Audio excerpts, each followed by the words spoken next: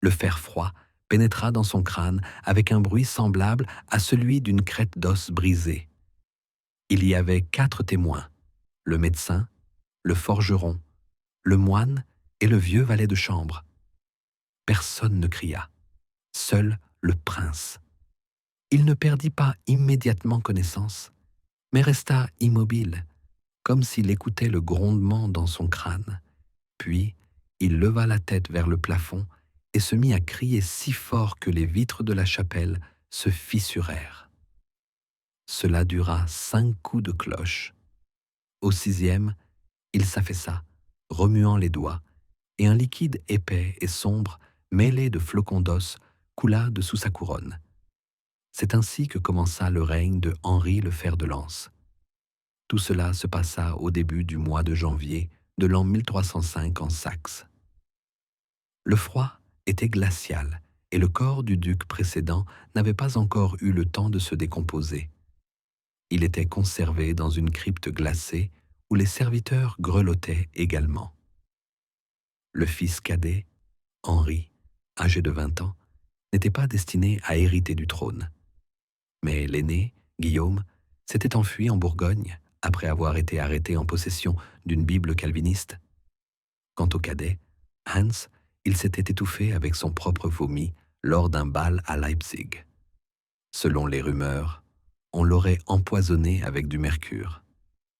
Il fut décidé de procéder au couronnement sans faste, dans la nuit, dans les appartements de l'ancienne armurerie. Les moines refusèrent. L'évêque envoya alors un vicaire, un jeune homme aux mains tremblantes. Au lieu de la couronne rituelle, on utilisa l'ancienne couronne du duc Otto II, un cerceau grossier en fer noir avec des pointes à l'intérieur. Selon la légende, elle s'enfonçait dans la tête de celui qui renonçait solennellement à l'hérésie. Henri accepta sans broncher.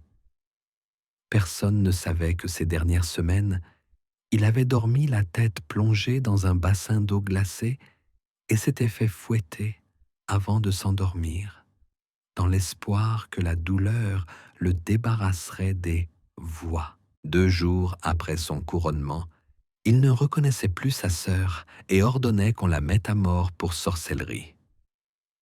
Elle fut emmenée dans un souterrain, mais on ne lui fit aucun mal. Le médecin du prince, Vogt, déclara que celui-ci commençait à avoir de la fièvre.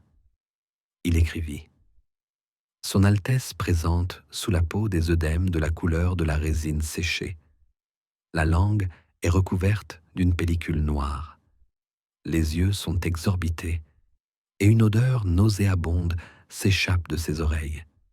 Je pense que la putréfaction a commencé à l'intérieur du crâne. » Mais il était formellement interdit de lui retirer sa couronne. Chaque soir, on apportait dans ses appartements un bassin rempli du sang d'un coq et un récipient contenant de l'opium. L'un des serviteurs, le frère de Mathias, affirmait avoir vu le prince caresser le trône vide et murmurer « Bientôt, tu t'assiéras ». Il ne précisait pas qui s'assiérerait.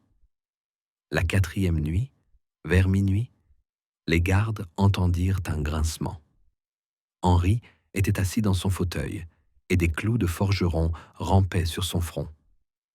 L'un d'eux semblait bouger tout seul, tournant vers l'intérieur comme s'il était vivant. Quand on l'a retiré, une vapeur qui sentait la peau brûlée et le miel s'est échappée du trou. La situation politique autour du château devenait entre-temps insupportable. L'évêque de Würzburg exigea la reconnaissance du nouveau duc et, sous la menace d'excommunication, contraignit les 3 villes de la Marche de Saxe à prêter serment. Mais une semaine plus tard, un messager du monastère de Meissen annonça que le couronnement était invalide car il ne devait pas y avoir de fer dans le crâne. Des rumeurs circulèrent selon lesquelles Henri n'était pas vivant et que son corps était contrôlé par le diable. Des émeutes éclatèrent. Les villes exigèrent de voir son visage. Lorsque le prince fut enfin montré au balcon, il était enveloppé dans un linceul, ses yeux étaient fermés, sa couronne brillait d'une rouille noire et ses lèvres ne bougeaient pas. Il se tenait immobile, comme une effigie. Quelqu'un cria « Il est mort !» et la foule se mit à chanter un psaume. Alors, le valet de chambre leva la main du prince. Elle tremblait. Les gens se turent. Mais le soir, Vogt nota dans son journal « Sous la couronne, des escarres, le crâne ramolli, le cerveau semble bouillir. Son obstination est surnaturelle. » À la fin de la 2e semaine, une odeur de décomposition régnait dans les appartements du duc, que ni l'herbe, ni le skipidar, ni les pommades à la camphre ne pouvaient masquer. Les nobles qui venaient faire leur rapport se tenaient à la porte, respirant dans leurs mouchoirs. Le prince était assis dans un fauteuil à accoudoir, recouvert de cuir, torse nu jusqu'à la taille. Il avait des taches sombres sur la poitrine et des plaies suintantes sous les aisselles. Parfois, il se levait d'un bond et courait dans la salle en s'agrippant au mur et en criant des noms incohérents « Agnès, éteins la bougie, elle brûle, elle brûle !» Mais il n'y avait ni Agnès ni de bougie dans la pièce. Les médecins se relayaient toutes les 12 heures. Le premier, le frère de Rodolphe, fut retrouvé pendu dans une grange. Le deuxième fut chassé parce qu'on le soupçonnait de sorcellerie. Le troisième, un pharmacien de Halle, fut torturé lorsqu'il déclara que le cerveau du duc ressemblait à un fruit pourri. Le dernier était Vogt. Dans son journal, il a écrit « Le sang s'est coagulé, impossible de trouver une veine. La muqueuse de la bouche se détache par plaques. Du pus coule des yeux. Le patient perd parfois l'usage de la parole, mais continue d'ordonner de brûler les scribes qui, selon lui, modifient l'ordre de succession dans les chroniques. » L'isolement commença. Sur ordre du chancelier Heinz, l'accès aux appartements privés fut limité à 3 personnes. Les serviteurs recevaient la nourriture par une fente dans le mur. Seules 3 personnes restaient à l'intérieur. Vogt lui-même, son serviteur muet Lutz et la sœur du prince, Elsbeth. Elle ne fut pas autorisée à partir. Le rapport du 15e jour indique « Lady Elsbeth demande la permission de se confesser. Elle dit que son frère lui parle dans une langue étrangère. Ces mots brûlent le sol. » Le 16e jour, le duc a commencé à exiger que le garçon sosie soit amené de la tour. Il affirmait que le vrai prince était déjà mort et que celui qui était assis sur le trône était un imposteur dont il fallait écorcher la peau. Il criait « Enlevez-moi ce masque !» et se frottait le visage contre le bord métallique du trône, laissant des traces de sang et de dents sur le métal. La couronne s'était incrustée dans l'os. Selon le forgeron, elle palpitait sur sa tête comme si elle respirait. Les tentatives pour l'enlever ont provoqué un évanouissement, suivi de convulsions, et une jambe a dû être bandée jusqu'à la cuisse, car la nécrose avait commencé. Au même moment, 2 courriers arrivèrent de Bohême avec des lettres de l'impératrice douloureuse. Elles indiquaient qu'en cas de décès de Henri, le trône du duc devait revenir à l'Église et que le couronnement sans la participation du trône romain ne serait pas reconnu. Le chancelier brûla les lettres. Officiellement, personne ne les vit. Mais ces lettres furent à l'origine d'intrigues. Le comte Gérard, cousin du défunt duc, rassembla une troupe armée et marcha sur la capitale. Pendant que le château se préparait au siège, le prince gisait dans son lit, ressemblant davantage à un cadavre qu'à un être vivant. Il ne se levait plus. Vogt indiquait La température de la peau est inférieure à la température corporelle d'un être vivant. Les ongles sont tombés. La couronne ne tient plus sur la peau, mais sur l'os du crâne. Je pense que le crâne est recouvert de métal. Ce phénomène est indescriptible. Le 18e jour, 3 prêtres furent admis dans la chambre. L'un d'eux, frère Joachim, mourut 2 heures plus tard, étouffé. Le deuxième tomba en transe et se mit à parler une langue morte. Le troisième s'enfuit du château pendant la nuit et se noya dans un puits. Elsbeth cessa de parler. À ce moment-là, dans les cachots où croupissaient les domestiques, la superstition commença à gagner les esprits. L'un des gardes affirma avoir vu le prince dans un miroir, alors qu'il se trouvait dans une autre aile. Un autre trouva le mot « reviens » écrit avec du sang sur un mur. Les chats commencèrent à disparaître et, la nuit, on entendait des bruits de pas dans la galerie nord, alors que personne n'y était entré. Le père moine, resté au château, commença à rédiger une chronique. Il gémit, et les tours gémissent avec lui. À minuit, le château tremble. Nous vivons dans un crâne. Nous sommes à l'intérieur d'une tête. À la fin de la 2e semaine, une odeur de décomposition régnait dans les appartements du duc, que ni l'herbe, ni le skipidar, ni les pommades à la camphre ne pouvaient dissimuler.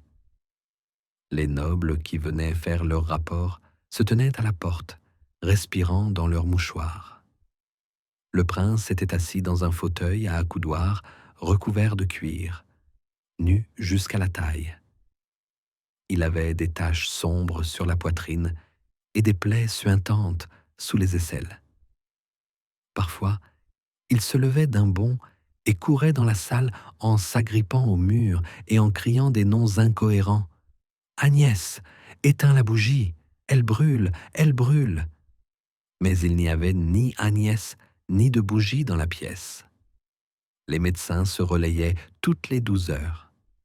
Le premier, le frère de Rodolphe, fut retrouvé pendu dans une grange. Le deuxième fut chassé parce qu'on le soupçonnait de sorcellerie. Le troisième, un pharmacien de Halle, fut torturé lorsqu'il déclara que le cerveau du duc ressemblait à un fruit pourri. Le dernier était Vogt. Dans son journal, il a écrit « Le sang s'est coagulé, impossible de trouver une veine. La muqueuse de la bouche se détache par plaques. Du pus coule des yeux. Le patient perd parfois l'usage de la parole, mais continue d'ordonner de brûler les scribes qui, selon lui, modifient l'ordre de succession dans les chroniques. » L'isolement commença. Sur ordre du chancelier Heinz, l'accès aux appartements privés fut limité à 3 personnes. Les serviteurs recevaient la nourriture par une fente dans le mur. Seules 3 personnes restaient à l'intérieur. Vogt lui-même, son serviteur muet Lutz et la sœur du prince, Elsbeth. Elle ne fut pas autorisée à partir. Le rapport du 15e jour indique « Lady Elsbeth demande la permission de se confesser. Elle dit que son frère lui parle dans une langue étrangère. Ces mots brûlent le sol. » Le 16e jour, le duc a commencé à exiger que le garçon sosie soit amené de la tour. Il affirmait que le vrai prince était déjà mort et que celui qui était assis sur le trône était un imposteur dont il fallait écorcher la peau.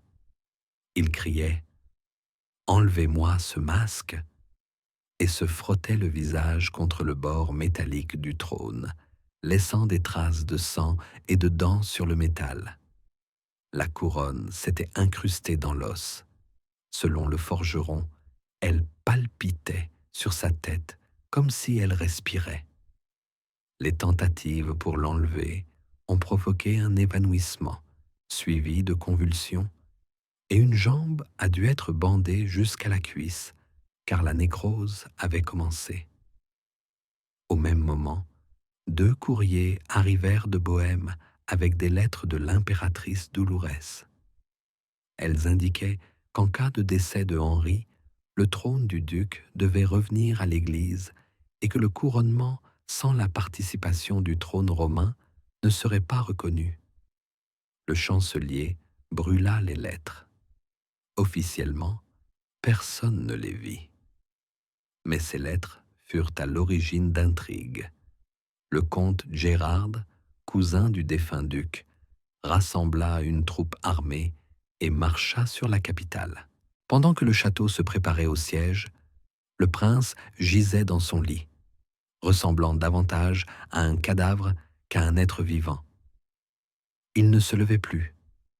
Vogt indiquait: la température de la peau est inférieure à la température corporelle d'un être vivant.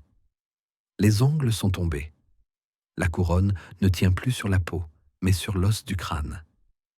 Je pense que le crâne est recouvert de métal. Ce phénomène est indescriptible. Le 18e jour, 3 prêtres furent admis dans la chambre. L'un d'eux, frère Joachim, mourut 2 heures plus tard, étouffé. Le deuxième tomba en transe et se mit à parler une langue morte. Le troisième s'enfuit du château pendant la nuit et se noya dans un puits. Elsbeth cessa de parler. À ce moment-là, dans les cachots où croupissaient les domestiques, la superstition commença à gagner les esprits. L'un des gardes affirma avoir vu le prince dans un miroir alors qu'il se trouvait dans une autre aile. Un autre trouva le mot « reviens » écrit avec du sang sur un mur. Les chats commencèrent à disparaître et, la nuit, on entendait des bruits de pas dans la galerie nord alors que personne n'y était entré. Le père moine, resté au château, commença à rédiger une chronique. Il gémit, et les tours gémissent avec lui. À minuit, le château tremble. Nous vivons dans un crâne. Nous sommes à l'intérieur d'une tête. La puanteur qui émanait de l'aile ouest du château de Greifenstein était si persistante que même les chiens de chasse se mettaient à hurler, la queue entre les pattes. Les couloirs de pierre, autrefois imprégnés de musc et d'odeur de viande grillée, étaient désormais recouverts d'une couche indélébile de quelque chose de purulent, à moitié mort. Au cours de la 3e semaine de fièvre, les vaisseaux sanguins du prince Gottfried commencèrent à éclater, juste sous la peau du crâne, à l'arrière de la tête et derrière les oreilles. Des taches sanglantes apparurent à la surface de la peau, comme si quelqu'un enfonçait des éclats de fer sous la peau. Les médecins militaires arrivés de Worms proposèrent d'ouvrir l'abcès à la base de l'os occipital. Cependant, sous le couteau, ce n'était pas une suppuration normale qui sortit de la plaie, mais quelque chose de vivant qui bougeait. L'un des médecins, pris de panique, jeta une pince métallique dans le feu, affirmant avoir vu un ver sortir de l'ouverture pratiquée. Le grand maître Hartwig, qui observait la procédure, ordonna à tout le monde de ne parler à personne de ce qu'ils avaient vu. Mais les rumeurs, tout comme l'infection, ne connaissaient pas de frontières. Bientôt, d'autres rumeurs se répandirent dans les couloirs du château. L'archevêque de Spire aurait secrètement envoyé une excommunication affirmant que le corps de Gottfried n'était plus le réceptacle de son âme, mais un calice pourri dans lequel le diable avait enfoncé le symbole du pouvoir. Les serviteurs, auparavant fidèles à la maison des Welf, commencèrent à partir pendant la nuit, abandonnant leurs vêtements et leurs chapelets en bois devant les portes. Un officier de la garde, un jeune sous-officier nommé Otto von Geisler, remarqua qu'une des servantes de nuit chargées de changer les draps dans les appartements du prince avait disparu.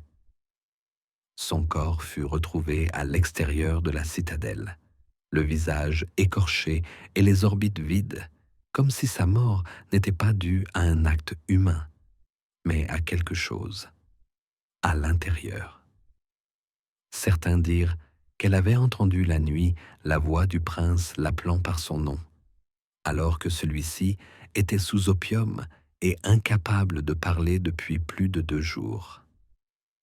Sur ordre de la chancellerie du duc, toutes les portes des appartements ont été murées avec de l'argile et de la cire. Les murs ont été aspergés d'eau bénite et des récipients contenant du vin conjuré selon un ancien rituel de Fulda ont été placés sur le seuil. Cependant, la pourriture continuait de se propager. Des fissures apparurent dans les murs et une tache sombre et huileuse, bordée de veines rougeâtres, se forma au plafond, juste au-dessus du lit du prince. Lorsqu'on tenta de l'essuyer, la pierre en dessous s'effrita et un liquide chaud à l'odeur métallique âcre jaillit de la fissure. Au même moment, une épidémie de fièvre noire éclata dans la vallée du Rhin.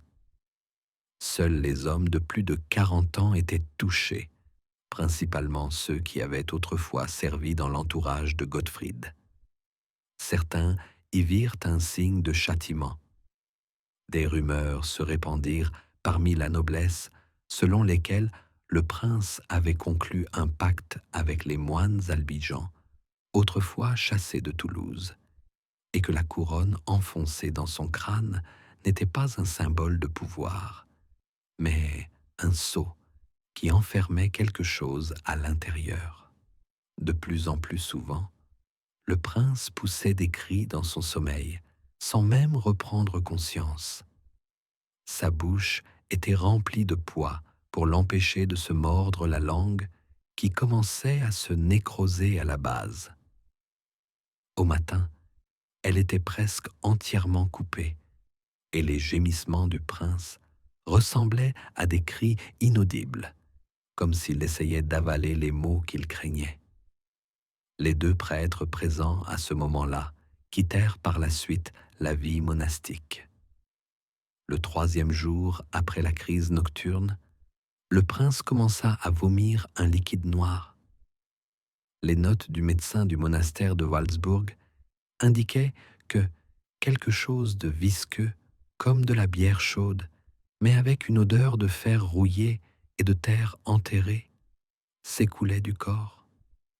Lors de l'autopsie, après une nouvelle crise, les médecins ont déclaré que la cavité interne du crâne était partiellement remplie d'une masse compacte, vraisemblablement du tissu osseux, qui enveloppait les canaux veineux. Mais le pire était à venir, lorsque les ambassadeurs du prince électeur de Brandebourg arrivèrent au château. Ils avaient l'intention de savoir si Gottfried était en mesure de participer à l'adoption d'un nouvel impôt. Ils ne furent même pas autorisés à entrer dans les couloirs. L'un d'eux, Hans Ziller, affirmait avoir entendu la nuit, au-dessus de la tour ouest, des bruits semblables au grincement du métal sur du bois vivant. Le journal intime du valet de chambre, Martin Osten, contient la note suivante. La 3e nuit, sur ordre du chambellan, le corps fut tourné vers l'est. Du sang coula alors des yeux du prince. Il ne mourut pas, mais le lendemain matin, personne n'osa entrer dans la chambre. Ces mots furent plus tard lus lors d'un conseil de la maison des Welf, après quoi la décision fut prise. Personne ne doit porter la couronne tant que le symbole n'aura pas été retiré. Lorsque le prêtre tenta d'exorciser le prince, une bouffée de fumée s'échappa de la bouche de Gottfried. Elle n'était pas chaude, au contraire, elle gelait les doigts du chapelain. Après cela, celui-ci resta muet jusqu'à sa mort. Seul un vieil homme, le chirurgien Benedict Strass, osa entrer dans la chambre et examiner le crâne. Son manuscrit détaillant l'autopsie a disparu, mais un extrait a été conservé. L'os a poussé vers l'intérieur, comme si le métal avait pris racine. Le pouvoir s'était enraciné dans la chair. Ni la prière, ni le couteau ne pouvaient aider. La nuit où le prince Gottfried mourut fut plus tard appelée la porte entre les mondes dans les chroniques. Cela se produisit sans tonnerre, sans signe, mais avec une lourdeur telle qu'un rocher invisible semblait s'être abattu sur la forteresse. Vers minuit, toutes les bougies s'éteignirent dans l'aile est. Leurs mèches semblaient noyées dans la graisse. Les gardes refusaient de s'approcher des appartements. Le garde, chargé de monter la garde à la porte, fut retrouvé assis sur le sol en pierre. Il s'était arraché la langue et brûlé les yeux avec un tison de la cheminée. La chambre où gisait le prince ressemblait à un tombeau. L'odeur était insupportable. Les murs étaient recouverts d'une couche de suie, et même les chandeliers en cuivre étaient oxydés et noircis. Sur le lit, recouvert d'un mélange de mucus jaune et de sang coagulé, gisait un corps réduit à l'état de squelette. Le crâne de Gottfried était fracturé et la couronne était incrustée dans l'os, telle une couronne de fer rouillé dont une partie avait pénétré dans le sommet du crâne. La peau autour avait éclaté et les os se séparaient, comme si quelque chose essayait de sortir de l'intérieur. Le prêtre refusa de donner la communion aux mourants. L'archidiacre du château signa un ordre. Considérez cette chair comme non consacrée. La prière est impossible. Le corps du prince ne fut pas enterré pendant 3 jours. Il fut conservé dans une salle scellée dont les murs étaient recouverts de feuilles d'étain afin d'éviter toute absorption d'humidité.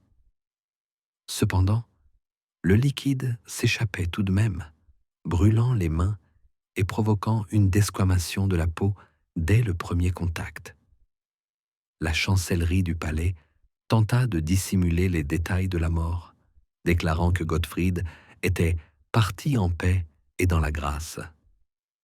Cependant, 3 médecins s'enfuirent de la chambre mortuaire, laissant derrière eux des bandages ensanglantés et des traces de pas qui disparaissaient dans l'ombre. L'un d'eux, déjà en fuite, réussit à transmettre au monastère d'Erfurt un extrait d'une note. Lorsque nous avons ouvert l'os, un air sifflant s'en est échappé, comme d'un caveau. Puis, nous avons entendu, non pas une voix, mais une pensée.